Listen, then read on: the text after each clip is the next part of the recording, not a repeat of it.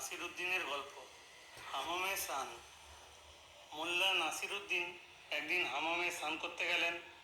স্নান করে বেরোনোর সময় হামামের দায়িত্বে থাকা লোকটিকে একটি স্বর্ণমুদ্রা বকশিস হিসাবে দিলেন। লোকটি অবাক হয়ে ভাবল, কখনো তো কেউ স্বর্ণমুদ্রা বকশিস দেয়নি। এর কিছুদিন পর মোল্লা ওই হামামে আবার স্নান করতে গেলেন।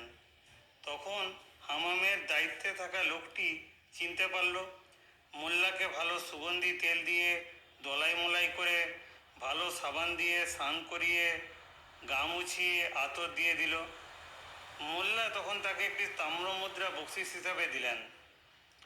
হামামের দায়িত্বে থাকা লোকটি প্রথম দিন কোনো যত্ন না করে একটি স্বর্ণমুদ্রা পেয়েছিল, আর আজ এত যত্ন করার পর একটি তাম্রমুদ্রা কেন পেল, এই ভেবে অবাক হয়ে মোল্লার দিকে তাকাতে মোল্লা বললেন, আজ আসবো বলে সেদিন তোমাকে একটি স্বর্ণমুদ্রা দিয়েছিলাম, আর কোনো দিন আসবো না বলে তোমাকে একটি তাম্রমুদ্রা দিলাম।